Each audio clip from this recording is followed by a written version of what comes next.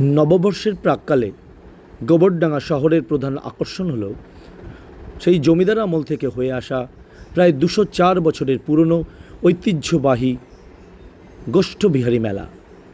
আর এই মেলার মূল আকর্ষণ নববর্ষের প্রথম ভোরে অনুষ্ঠিত হওয়া মশলা মেলা। ভোর 3টে থেকেই দূর দূরান্ত থেকে অসংখ্য অগণিত চাষি, কৃষক, ব্যবসায়ীরা ভিড় জমান তাদের মশলাপাতির সম্ভার নিয়ে। প্রচুর কেনাকাটা চলে, প্রচুর এলাকাবাসী এবং দূর দূরান্ত থেকে মানুষরাও ভিড় জমান এই মশলা মেলায়। আজকের দিন থেকে শুরু হয়ে প্রায় 10 দিন ধরে চলে মেলার আয়োজন এবং সারা এলাকার মানুষ, গোবরডাঙ্গা এবং তার তৎসংলগ্ন এলাকার মানুষ প্রচুর আনন্দ করেন 10 দিন ধরে এই মেলায়। এবং ঐতিহাসিক স্মৃতি রক্ষা কমিটির পরিচালনায় এই মেলা অনুষ্ঠিত হয়।